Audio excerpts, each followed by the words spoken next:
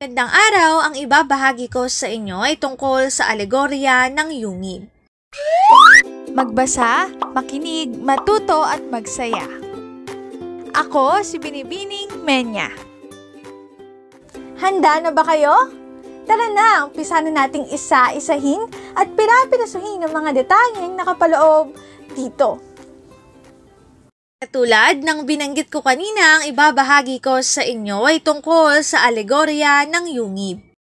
Ang alegorya ng yungib ay isang pag-uusap ng dalawang tao. Ito ay sina Glaucon, kapatid ni Plato, at Socrates, ang tagapagpatnubay nito.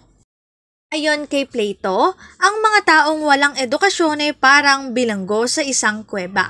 Sa kanyang pananaw, pawang mga anino lamang ng katotohanan ng mga imahe ng mga bagay na nakikita nila sa mundo. Ang tunay na imahe ay nasa mundo ng mga ideya. Ayon sa kanyang sanaysay, ang mga konsepto ng mga bagay ay nasa isipan na ng tao mula kapanganakan. Kakailanganin lamang na gamitin ang pangangatwiran upang sila'y matuklasan. Ang link na ito ang aking source sa written information na makikita nyo sa bawat slides. Kung interesado kayo na magbasa pa, maaari nyong bisitahin ang website na ito. Ang alegorya ng yungib.